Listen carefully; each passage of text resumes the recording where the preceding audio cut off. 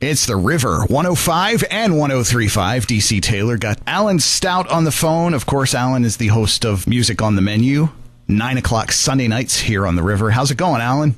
All right, DC. How are you today? All right. We're remembering Aretha Franklin. Aretha Franklin passed away today. Of course, if you don't know, Alan has been writing about, concerts, going to all the great concerts, interviewing a lot of great folks in the music industry over the years. You've been to Aretha Franklin concerts. Have you interviewed her?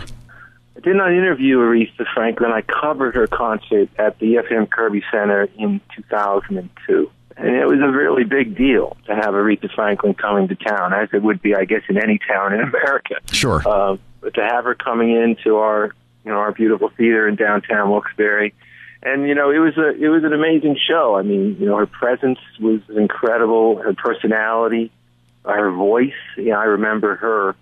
She sang all the hits, of course, but I remember she sat down behind the piano and played "Bridge Over Troubled Water," Simon and Garfunkel song, which was also, covered so beautifully by Elvis.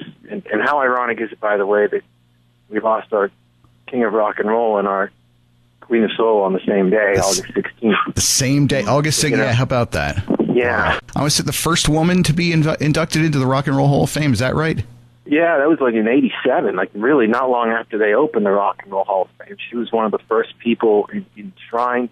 She has 20 number one R&B songs, I think over 112 chart singles, and 17 top 10 hits. And this continued from the 60s when, she was a black woman, doing these things during the civil rights era, so a pioneer there in so many ways.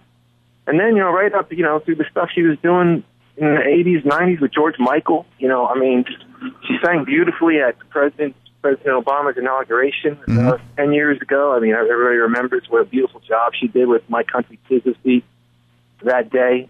Just a remarkable life and a remarkable career and a great loss in music. And like you were saying, you covered her concert at the Kirby Center about 15, 16 years ago. The thing about that show at the Kirby, besides all the great musical memories, was actually a funny little incident that happened in the middle of the show, and I think it's very reflective of her personality and her image. When I cover shows, sometimes I'll try to get a little peek at the set list before the show to kind of see what's in store. And I did that night, like I'd done 100 times before. And in the middle of all the songs and hits that you would recognize, there was the word "fake exit" was written. Fake exit. Fake exit. I had no idea what that meant. And about the middle of the show, Aretha kind of throws a little hissy fit over the air conditioning. That she didn't want the air conditioning on, or she couldn't sing under these conditions. And she storms off the stage, and the band keeps playing, and they're all kind of looking at each other like, what's this all about?